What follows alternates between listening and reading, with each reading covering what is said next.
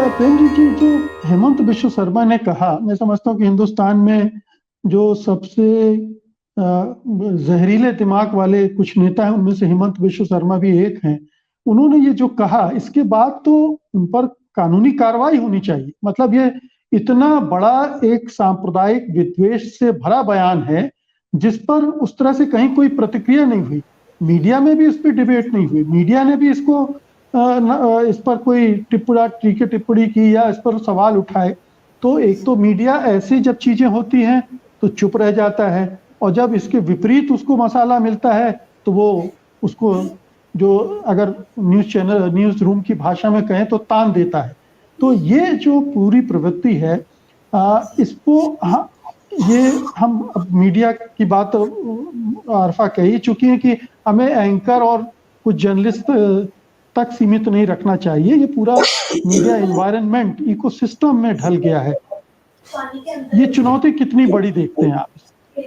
जी मुकेश जी, लगभग वही बात यहाँ भी हम बोलना चाहेंगे कि सिर्फ एंकर तो मुख है, बता रहा है। उसी तरीके से नेताओं में हेमंत बिस्वा शर्मा भी इकलौते ऐसे नहीं है, वो सामने आए हैं। लेकिन उन्होंने जो कहा है कि नरेंद्र मोदी के शासन काल में अगर नरेंद्र मोदी सरकार को नहीं बचाया गया या वो नहीं रहे तो ऐसी घटनाएं बढ़ेंगी। तो सच तो यह है कि नरेंद्र मोदी के शासन काल में ही ऐसी घटनाएं पैदा हो रही हैं और मजबूत हो रही हैं। उसका इमीडिएट जो मतलब है वो यही है कि ये सारी घटनाएं इसी शासन काल में हो रही हैं। तो ऐसे नेताओं की संख्या भी कम नहीं है, समय समय पर आती रहती है। अब देखिए, कोई नेता कहता है कि एक पढ़ी लिखी महिलाओं को कम पढ़ी लिखी महिलाओं से सीखना चाहिए। क्यों? क्योंकि पढ़ी लिखी महिलाएं लिव इन में रहती हैं और ये इन घटनाओं को जन्म देती हैं। कम पढ़ी लिखी महिलाएं जो हैं उनसे सीखना चाहिए।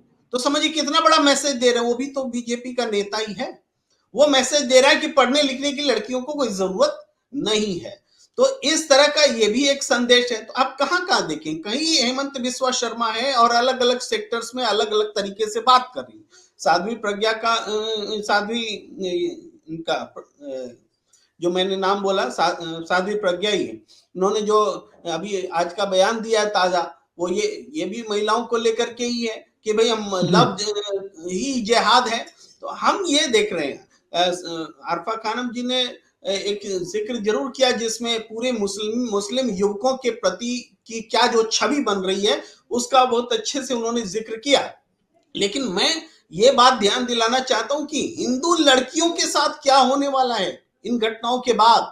सारे प्रतिबंध, सारी बातें, खौफनाक बातें, उनके बहाने हिंदू लड़कियों के साथ क्या होने वाला है, ये आज सबकी सबसे बड़ी चिंता का विषय होना चाहिए। उनको पढ़ने नहीं दिया जाना चाहिए, क्योंकि पढ़ेंगी तो वो तो लिव इन में चली जाएंगी। उनको घर के भीतर रहना चाहिए। इनको लव करने का अधिकार नहीं है हिंदू लड़कियों को। ये सारी चीजें, यानी जो जिस किस्म से यहाँ हम स्त्रीवाद को बढ़ावा देने की बात कर रहे थे, महिलाओं को पुरुषों के बराबर लाने की बात कर रहे थे, वीमेन लेड इकोनॉमी और जनरेशन और सोसाइटी बनाने की बात कर रहे थे, एकदम से हम बैक में जा रहे हैं कि नहीं, महिलाओं को तो आगे आने देने की जरूरत नहीं है, क्योंकि ये खास किस्म से लव जिहाद में पढ़ने जा रहे हैं। ये एक ऐसी बड़ी बात हो रही जिस पर ध्यान नहीं जा रहा है। ये सारी चीजें बिल्कुल ध्यान में जा रहा है। जी बिल्कुल आप सही कह रहे हैं। ये पैट्रियार्की की बात पुनियानी जी ने भी की, विभूति जी ने भी की और उधर आरफा ने भी की। हालांकि